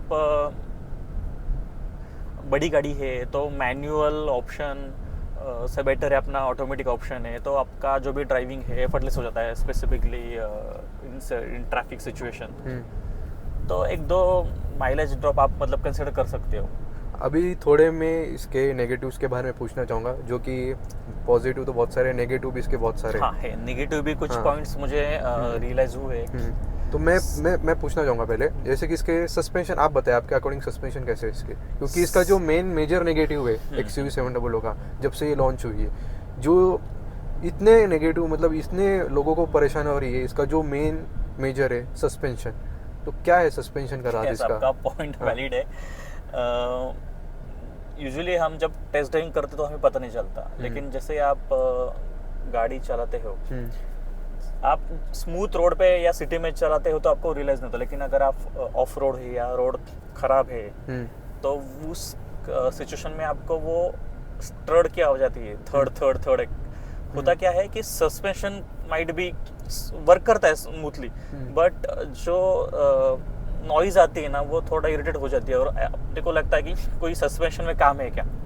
तो मेरा जब मैंने सर्विस की थी तो मैंने सर्विस इंजन को दिखाया था कि ये गाड़ी मेरी सबसे पहले मतलब अभी फर्स्ट सर्विसिंग ही है, ज़्यादा उसका किलोमीटर नहीं हुआ है। हाँ, आपने अभी नोटिस किया होगा थोड़ा जब स्पीड पे गिरता आवाज़ आता है, तो इतनी बड़ी गाड़ी में, न्यू गाड़ी है, कोई प्रॉब्लम नहीं है, तो जो फिर स्मूथनेस में कॉम्प्रोमाइज़ हो जाता है। हाँ, SUV इस वजह से थोड़ा स्टफ है कंपेयर टू सेडान होती है, तो इतना स्मूथली नहीं है, बट ये आवाज़ थोड़ा इरिटेट करता है। और मैंने सर्विस इंजीनियर से पूछा तो उन्होंने बोला कि ये आपके गाड़ी का प्रॉब्लम नहीं है, ये ओवरऑल महिंद्रा का मैकेनिज्म या मतलब उनका मैकेनिज्म ही ऐसा है। तो अभी हो सकता है ये पॉइंट महिंद्रा को डेफिनेटली इम्प्रूव करनी चाहिए, क्योंकि क्योंकि मेरे पास सेकेंड गाड़ी स्विफ्ट भी है, अभी भी मैं चलाता हूँ, तो इतना उसमें पता नहीं चलता आपको एफर्टली जो भी स्पीड ब्रेकर है, पॉट होल से वो क्रॉस हो जाते हैं, आवाज़ नहीं आती, तो फील अच्छा नहीं होता है। आप इतने बड़े गाड़ी में लग्जरी गाड़ी है, तो वो एक डिसअपॉइंट हो जाता है कि सस्पेंशन पे महिंद्रा ने डेफिनेटली काम करना चाहिए। इसमें आवाज़ नॉइस वगैरह आती रहती है। हाँ, बिल्कुल आती है। और सेकंड पॉइंट था नेगेटिव उसका, ये जो स्क्रीन है, ये स्क्रीन रैंडमली कोई रीज़न नहीं पूरी ब्लैंक हो जाती है। आई डोंट नो, मतलब मैंने उनको बताया था, बट ये परमानेंट इशू नहीं है मेरे लिए, क्योंकि मैंने अभी तक 1 साल हो चुका है मुझे, तो 2-3-4 बार हुआ मेरे साथ, बट उसका कोई रीज़न नहीं कि स्पेसिफिक कब आता है कब नहीं, या मतलब चालू करने के बाद कभी भी आ जाता है। इसका सडनली बंद होती है और कुछ टाइम के बाद अपने आप शुरू हो जाता है। ये थोड़ा टेक्निकल ग्लिच है, क्योंकि इसमें बहुत सारे इलेक्ट्रॉनिक फीचर्स ज़्यादा है, तो वो एक ज़्यादा काम करना चाहिए महिंद्रा को। अच्छा। सेकेंडली मैंने नोटिस किया जो इसमें वायरलेस एप्पल कारप्ले है, तो वहाँ पे कनेक्टिविटी बीच में लॉस हो जाती है, या अगर आपका कनेक्शन नहीं है तो वो ट्राई करने के बाद मोबाइल में भी कनेक्ट नहीं होता। तो रीज़न नहीं कनेक्ट नहीं हो रहा था, तो मैंने क्या किया, एक दो बार गाड़ी पूरा बंद किया, उसके बाद गाड़ी चालू किया तो ऑटोमेटिक हुआ। तो ये मतलब मुझे पर्पसली गाड़ी साइड में लेकर उसको बंद करके नया चालू करना पड़ा, फिर बाद में वो कनेक्ट हुआ। तो ये भी एक प्रॉब्लम मैंने फेस किया है। अच्छा, मतलब टेक्निकल है थोड़े फीचर इसमें, मतलब टेक्निकली वाइज थोड़ा इशू है। टेक्निकल एक ग्लिचेस है। और एक चीज़ है इसमें कि स्पेस, इसमें जो बूट स्पेस है काफ़ी कम है, क्योंकि अगर आप थर्ड रो ये करते हो, यूज़ करते हो, तो पीछे हार्डली आप लैपटॉप बैग 1-2-3 बैग रख सकते हो, इतना उसका डिक्की स्पेस मतलब बूट स्पेस बहुत ही कम है, बहुत ही कम। ओके, इसमें रैटलिंग इशू है, जैसे कहीं से भी दरवाजे वगैरह से छोटी मोटी चूं चूं आवाज़ वगैरह आती रहती है? अभी तक नहीं नोटिस किया, क्योंकि मेरा इतना भी माइलेज नहीं है। अगर आप देखोगे हार्डली 15,000 हुआ है, तो अभी तक मुझे नहीं हुआ। और मेरा ज़्यादा मोस्टली रन मेन सिटी या हाईवे पे रहता, तो ज़्यादा ऑफ रोड पे मैं कभी गया नहीं, तो इतना मुझे रियलाइज़ नहीं हुआ। ओके, अभी इसमें एक और मेजर जो इशू है, इस नेगेटिव पॉइंट इस गाड़ी का, ब्रेक नॉइस। यानी कि बहुत लोगों को ऐसी दिक्कत हुई ब्रेक्स वगैरह में, इसके ब्रेक कुछ खास नहीं है। 4 डिस्क ब्रेक मिल जाते हैं वैसे ओवरऑल, तो भी कुछ पर्टिकुलर बाकी लोगों के वेरिएंट में होता है, या आपका भी ऐसा क्या मतलब है? मुझे भी थोड़ा रियलाइज़ हुआ कि जब हाई स्पीड में अगर आप सडनली ब्रेक अप्लाई करते हो, तो वो ब्रेक अप्लाई करने के बाद हार्डली आपका जो ब्रेक पेडल है उसमें वो लगता है कि आपको वो 100% वर्क नहीं हुआ, मतलब थोड़ा वो बैक और थोड़ा आवाज़ आता है उसमें कि हार्ड एग्जैक्टली गाड़ी नहीं रुकती, तो जैसे कि स्लीप हुआ है ऐसा लगता है कि रियलाइज होता है। तो फिर वो कॉन्फिडेंस लेवल कभी कभी, लेकिन मेरे साथ ज़्यादातर नहीं हुआ वो एक्सपीरियंस, क्योंकि एकदम सडनली हाई स्पीड में वो ब्रेक अप्लाई करने के बाद मैंने रियलाइज़ किया था। आई डोंट नो, मतलब किसी और को हो सकता है, बट मेरे लिए बहुत 1 या 2 बार ही हुआ था। ओके, ब्रेक पैड का इशू, कुछ पैड वगैरह मतलब ज़्यादा कुछ ऐसे चेंज वगैरह करने का ऑप्शन है कुछ? अभी तक मैंने एक ही जो लास्ट सर्विसिंग थी उसमें एक ही किया, ज़्यादा मुझे कोई चैलेंज नहीं लगा। ओके, अभी सर्विसिंग की बात ही की तो क्या कुछ इसका मेंटेनेंस है, सर्विसिंग कैसी कुछ है इसकी? सर्विसिंग में सबसे पहले एक तो पहले आपको अपॉइंटमेंट मिलने में बहुत मुश्किल है, क्योंकि उनके अपॉइंटमेंट 1-1 महीने तक नहीं मिलते। अगर आपको पता है कि मुझे अभी सर्विसिंग करनी है, तो उनके जो ऐप थ्रू जाना होता है, और आपको अपॉइंटमेंट ऑलमोस्ट 1 मंथ के बाद, 2 वीक या 3 वीक के बाद ही मिलती है। ओके, तो वो जो भी उनके अपने स्पेसिफिक पीरियड स्लॉट्स के वाइज आप जा सकते हैं। फिर सेम डे आपका गाड़ी ये हो जाता है। बहुत ऑप्शन है आपके पास कि होम डिलीवरी, लेकिन मैं शोरूम के नज़दीक ही रहता हूँ, हार्डली 6-7 किलोमीटर, तो मैं खुद गाड़ी वहाँ पे मैंने छोड़ा था उसको, लेकिन सेम डे मिली थी। और अगर कॉस्ट की बात करते हो तो फर्स्ट ही मेरा पेड सर्विस था 10,000 का। मेजरली कुछ चेंज नहीं था अपार्ट फ्रॉम जो भी ऑयल है, इंजन ऑयल है, ब्रेक ऑयल है और ब्रेक पैड, उसके अलावा मेजर फिल्टर वगैरह थे, मेजर सर्विसिंग नहीं था। तो वो कॉस्ट एग्जैक्टली मुझे याद नहीं आ रहा, बट नियर अबाउट 9 to 10,000 ही थी। ओके, 9 to 10,000 तो आपको वर्थ इट लगा सर्विसिंग? हाँ, क्योंकि इतने बड़े गाड़ी के लिए वो तो ठीक है। अभी पेट्रोल कंपेयर टू पेट्रोल करोगे तो डीजल में इंजन ऑयल ज़्यादा लगता है, और उनके जो फिल्टर लेते हैं, पेट्रोल फिल्टर और डीजल फिल्टर में ज़्यादा फिल्टर आता है, और उसमें कॉस्टली रहता है फिल्टर का ही प्राइस। और diesel since oil synthetic oil रहता है, उसके प्राइस ज़्यादा रहती है, बट डीजल इंजन के लिए इतना तो लगता है। क्योंकि मेरे पास प्रीवियसली स्विफ्ट भी थी ना, तो वो उसका भी कॉस्ट नियर अबाउट 7,000, 6-7-8 हज़ार तो आता ही था। अच्छा, इसमें फीचर सारे मिल जाते हैं, तभी भी आपको क्या लगता है इसमें ये फीचर होना चाहिए था इसमें? हाँ, फीचर इसमें एक्चुअली ये जो मिडल IRVM है, इसमें ना ऑटो डिमिंग ये नहीं है, क्योंकि मेरे प्रीवियस जो कार थी CS में था, वहाँ पे नाइट के लिए आपको फिर वो ये मैनुअल एडजस्टमेंट दिया उन्होंने। इतने बड़े गाड़ी में ये फीचर्स लगता है कि ये मिस किया महिंद्रा ने, ये डेफिनेटली होना चाहिए था। और कुछ ऐसा? और वेंटिलेट सीट्स है, इसमें मिसिंग है। देन इस वेरिएंट में इसके ऊपर वाले मॉडल, यस इस वेरिएंट में मिसिंग है। और हाँ, और एक मैंने मिसिंग पॉइंट इस वेरिएंट का, क्योंकि लग्जरी फीचर नहीं, इसमें ओनली टिल्ट आता है। ये जो स्टीयरिंग है टिल्ट आता है, ये टेलीस्कोपिक नहीं है। अच्छा, टेलीस्कोपिक नहीं है। यस, ये मैंने बाद में पता चला मुझे कि ये लग्जरी मॉडल में आता है। तो इतने बड़े क्योंकि ये भी मैकेनिकल और नेसेसिटी फीचर था, ये टेलीस्कोपिक इस वर्जन में आना चाहिए था। क्योंकि आप देखोगे बस इतना ही एडजस्टमेंट है, ये फीचर डेफिनेटली मिसिंग है। ओके, एक और चीज़ पूछूंगा मैं, इसके जो DPF है यानी कि एड ब्लो वाला जो सीन है डीजल में आता है हर गाड़ियों में, तो क्या सीन है उसका, कैसे मतलब कब चेंज करना रहता है, कब फिल करना रहता है उसको, कितने किलोमीटर उसका चलता है, मतलब क्या उसके सारे जो डाउट्स है उसके रिलेटेड? हाँ, तो ये बेसिकली ये ओनली महिंद्रा का या किसी का इशू नहीं है। जैसे कि अपना BS6 नॉर्म जो गवर्नमेंट के नॉर्म्स है कि डीजल इंजन के लिए उनको क्योंकि ज़्यादा पॉल्यूशन होता है, इस वजह से उन्होंने कुछ टेक्नोलॉजी इंट्रोड्यूस किया, जो भी आपका फ्यूल बर्न होने के बाद जैसे वो बिफोर आपको ये करना है, तो उसमें एक AW बोल सकते हैं या यूरिया बोल सकते हैं, जो भी है उसका टेक्निकल नेम। तो वहाँ पे जो आपका स्मोक आता है कि वहाँ पे वो स्प्रिंग करके उसको वेपराइज करके फिर वो फिल्टर करके पास किया जाता धुआं। तो ये टेक्नोलॉजी रिक्वायरमेंट थी गवर्नमेंट की BS जो अपना भारत स्टेज 6 में। तो इसके वजह से उन्होंने सेपरेटली फ्यूल करने के लिए उसका जो टैंक है वहाँ पे टैंक इंस्टॉल किया है। वहाँ पे मैक्सिमम 12 या 15 लीटर बैठ जाता है। तो वो आपको अगर आप देखोगे DEF लेवल यहाँ पे 48% हो चुका है।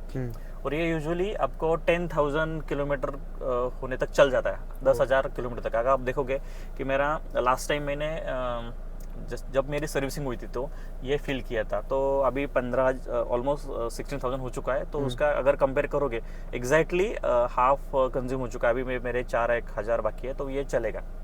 अच्छा, एक इसमें ये बाहर से डलवाना चाहिए पेट्रोल पंप से या सर्विस सेंटर से ऑफिशियल? तो डाल सकते हैं, बट रेकमेंड महिंद्रा बोलता है कि सर्विस सेंटर में ही डालो, क्योंकि उनके जो हर एक की अपनी अपनी अलग अलग कंपनियां होती है, उनके अलग अलग हो सकता है, हर एक मॉडल के लिए उनका कुछ सूटेबल कंपोजिशन हो सकता है। तो उस हिसाब से मुझे लगता है कि महिंद्रा में सर्विस सेंटर में डालना बेटर रहेगा। या तो अगर कोई सिचुएशन है तो आप एटलीस्ट महिंद्रा में ही अगर जो मिलता है आपको जिस कंपनी का, उस कंपनी से बाहर से भी ले सकते हो।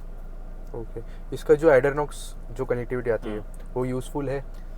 यूज़फुल है डेफिनेटली, क्योंकि इसमें फीचर्स आपको पता चलता है कि सबसे पहले अगर आप खुद गाड़ी नहीं चला रहे, अगर किसी फैमिली मेंबर या फ्रेंड्स ने आपकी गाड़ी चले तो आप, क्योंकि आपके फीचर आपके मोबाइल में रहते हैं, तो वो गाड़ी किस स्पीड से चला रहा है, गाड़ी का मैक्सिमम स्पीड कितना है, उसमें अलर्ट्स आते हैं कितने टाइम गाड़ी का डोर ओपन हुआ, कौन सी लाइट चल रही है, क्या स्पीड है, एग्जैक्ट लोकेशन कहाँ पे है। तो ये फीचर बहुत अच्छा है कि किसी मतलब आपने किसी फैमिली मेम्बर को या किसी फ्रेंड्स को दिया है तो वो किस स्पीड तक गाड़ी चला रहा है, पूरा जो जर्नी उसकी कहाँ से कहाँ तक है पूरा ट्रैक हो जाता है। ये अच्छा फीचर है इसमें।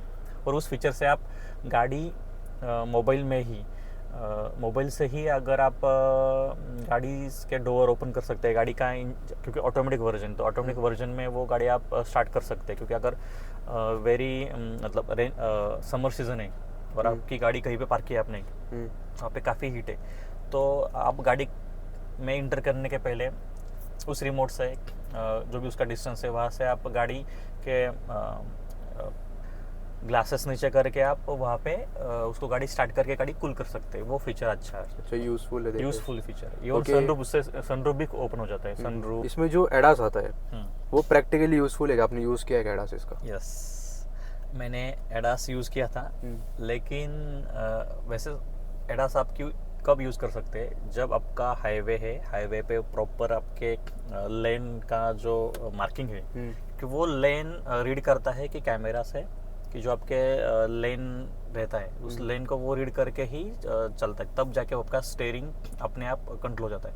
लेकिन कहीं ना कहीं पे उसका ऑटो ब्रेक करना, क्योंकि वो बिफोर कोई भी व्हीकल है, जो भी ऑब्स्टेकल है, पहले ही काफ़ी एडवांस में वो पहले ही ब्रेक अप्लाई करता है, बाद में स्टीयरिंग। लेकिन आपको कॉन्फिडेंस, अगर आप ड्राइवर मतलब आप इंथुजियास्ट हो ड्राइविंग में, तो वो आपको लगता नहीं कि आप गाड़ी चला रहे हैं, तो वो फीचर तो है जरूरी, बट वो ये नहीं बोलूंगा कि रिलायबल नहीं, बट वो कॉन्फिडेंस नहीं आता आपको खुद को कि ड्राइविंग करते समय आपने गाड़ी चला रहे है, कोई चला रहा है। और वैसे भी आपको पता है कि इतने अपने conditions, Indian condition road apart from highway कि प्रॉपर सब खुला रोड है, या मतलब सब उसमें सब मार्किंग है, उसमें सब साइंस है, प्रॉपरली साइंस नहीं रहती। तो वो फीचर है, अच्छा है, बट मैंने ज़्यादा यूज़ नहीं किया, 2-3 बार यूज़ किया तो मैंने उसको ऑफ करके रखा है। ओके, इसमें ड्राइव मोड्स आते? मोड्स है एग्जैक्टली, इसमें ड्राइव मोड है, यहाँ पे 3 मोड है, जिप, जैप, जूम। तो वो डिफ़ॉल्ट जैप पे चलता है जो कि अपना सिटी का है। जिप वेरी इकोनॉमिकल है, और जूम आपको काइंड ऑफ स्पोर्ट्स फील आता है। तो मैंने स्पोर्ट का फीचर एक्चुअली सच में वो ओनली ऑप्शंस नहीं है। अगर आप जूम पे जाते हो तो डेफिनेटली आपको पंची और मोर टॉर्क मिल जाता है, तो आपको मजा आता है, लेकिन डेफिनेटली उससे माइलेज ड्रॉप हो जाता है, इंजन का पूरा आउटपुट मिल जाता है, पूरा मिल जाता है। तो वो मैंने ट्राई किया है। तो और अगर आप कोई भी नहीं करते डिफ़ॉल्ट वो जैप पे सिस्टम मतलब हो जाता है। क्योंकि इसके क्लाइमेट कंट्रोल कैसा ड्यूअल जोन में आता है? ये एसी जो कंट्रोल है उसका ड्यूअल है। अगर आप देखोगे कि को पैसेंजर को एक्चुअली वहाँ पे डिफरेंट टेम्परेचर चाहिए, तो ये अगर आप वहाँ पे देख सकते हैं, लो है यहाँ पे, 18 है यहाँ पे, मतलब अलग अलग सेट कर सकते हैं। ये अच्छा फीचर है, क्योंकि यूजुअली क्या होता है, पावरफुल है एसी, बट यस अगर आप देखोगे तो उसका अगर स्पीड देखोगे, इतना स्पीड है, वो काफ़ी मतलब गाड़ी कूल हो जाती है, नो डाउट, समर के टाइम पे। एग्जैक्टली मतलब आपको कोई ये नहीं। और इसमें और एक है रेयर एसी, ये 3rd रो में भी इसके लिए ब्लोअर अलग से दिया है। तो ये अगर रियर एसी आप प्रेस करोगे ना, तो 3rd रो में भी एसी चल जाता है। वहाँ पे मतलब यूजुअली क्या होता है कि 100% आपका यूटिलाइज नहीं होता, तो अनवांटेडली वहाँ पे उन्होंने कंट्रोल दिया है, आपको चलाना है तो ही चलाओ, अदरवाइज वो बंद होगा। इससे क्या होता है कि अगर आप सिंगल हो या 2 ही है तो वहाँ पे वो बंद करके चला सकते हैं, अदरवाइज पूरा वहाँ पे जरूरी नहीं है। और इसमें यहाँ पे मोबाइल रखने के लिए आप देखोगे ना, अच्छा ये भी स्पेस यूटिलाइजेशन अच्छा है। एक फ़ोन के लिए है, यहाँ पे दूसरा फ़ोन रख सकते हैं, यूजुअली 2 फ़ोन, क्योंकि को पैसेंजर आपके वो तो वहाँ पे 2 फ़ोन रख सकते हैं, चार्जिंग स्लॉट्स है। अच्छा, एक इतने आपने पैसे इन्वेस्ट किए तभी भी आपको ऐसा लगता नहीं थोड़े 4x4 वाले मोड्स होते हैं, ऐसा कुछ ऑल व्हील ड्राइव वगैरह? वैसे इसमें आता है, ऑप्शनल है, यहाँ पे ऑप्शनल है ऑल व्हील ड्राइव, जो 4x4 नहीं रहता एग्जैक्टली, बट आपको वो जो इंजन का डिस्ट्रीब्यूशन है ऑल व्हील के लिए वो ड्राइव करता है, तो उससे बेहतर आपको मोर ग्रिप मिल जाती है, मोर परफॉर्मेंस मिल जाती है, बट कहीं ना कहीं पे उससे माइलेज भी ड्रॉप हो जाता है। क्योंकि जरूरी नहीं कि आप डेली के लिए तो आप ऑफ रोड के लिए जाओगे नहीं या हाईवे पे जाओगे नहीं, वैसे लिए उस हिसाब से बनी भी नहीं है गाड़ी। हाँ, मतलब तो कंफर्ट अगर ओरिएंटेड आपको लेना है ज़्यादा तो है। अगर आपको सच में ऑफ रोडिंग करनी है तो फिर ऑल ग्रिप से बेहतर है आपको 4x4 जाना पे, जैसे कि थार है या रॉक्स है, उसमें फिर वो प्रॉपर 4x4 ऑप्शन आता है कि वहाँ पे वो उसका गियर नॉब एक्स्ट्रा आता है कि वहाँ पे आप करने के बाद ऑफ रोडिंग कर सकते हो। इसमें विजिबिलिटी कैसी है? जैसे कि इसके पिलर ठीक आते थोड़े, हाँ, कंपेयर करें सफारी, उसके भी हल्के से ठीक ही है, बट विजिबिलिटी कैसी है? ये आपको दिक्कत देती है टर्न वगैरह करते समय? हाँ, क्योंकि ये देखोगे तो, क्योंकि ये अपना हर एक एसयूवी का इशू है, क्योंकि तब गाड़ी का एक्चुअली स्ट्रेंथ भी होना चाहिए, बॉडी जो उनका जो स्ट्रक्चर रहता है उस हिसाब से ये है। तो जब आपका कॉर्नरिंग है तो आपको एक तो इधर आगे झुक के या मतलब पीछे होके वो थोड़ा वो एडजस्ट करना होता है कॉर्नर पे, अदरवाइज इतना कोई इशू नहीं। जैसे कि मैंने कल सफारी का वीडियो किया था, उनका एक दिक्कत था सनरूफ में कि जो इसका क्लॉथ है ना, ये वाला मटेरियल, ये इसमें भी वैसे मतलब बहुत ही लो क्वालिटी है। यस, तो ये उसमें हीट ज़्यादा आती है, राइट, तो गर्म हो जाता है। तो एसी तो अंदर से आ रहा है आपको, अच्छा कूल कर रहा है, बट हेड के ऊपर से देखें ना, हल्का सा आपको माइनस फील होगा जब आप खुद से फील करोगे, तो लगेगा कि ये महिंद्रा में नहीं, अगर आप देखोगे ना ये पूरा डार्क है, मतलब जो भी मटेरियल उनका, आपको पता भी नहीं चलेगा कि कहाँ पे सनरूफ पे। ये मैंने मारुति में भी जो ग्रैंड विटार आती है वहाँ पे भी था, उनका जो ये कर्टन है या जो भी मतलब ये जो क्लॉथ है तो वो पतला है, उससे क्या होता है कि डायरेक्टली हीट आ जाती है। तो इसमें तो वो मुझे कोई चैलेंज नहीं लगा। इसका एक्चुअली 4 साल से कोई फीचर या मतलब अपडेटेड वर्जन आया नहीं, फेसलिफ्ट आया नहीं, तो हो सकता है कुछ जो मिसिंग फीचर है वो ऐड हो जाएंगे upcoming model. Thank you so much sir, आपने बहुत ज़्यादा वीडियो लंबा है, पहली बार मैंने भी, बट जो सोच के आया था मैंने, मतलब वीडियो अपन सिर्फ ऐसे बनाने के लिए नहीं बनाते ताकि सबके डाउट्स वगैरह क्लियर हो। इसके जो मेन बहुत सारे नेगेटिव्स थे, मैंने बहुत सारे पॉइंट कवर अप किए। आपने खुद कार इंथुजियास्ट हो तो इस वजह से बहुत कुछ हमको नॉलेज मिली इस गाड़ी के बारे में। तो thank you so much sir. और बाकी और भी गाइज आपके डाउट वगैरह रह जाते तो कमेंट कर देना, उसमें आपको मैं आंसर दे दूंगा। So thank you so much for watching the video. Thank you very much.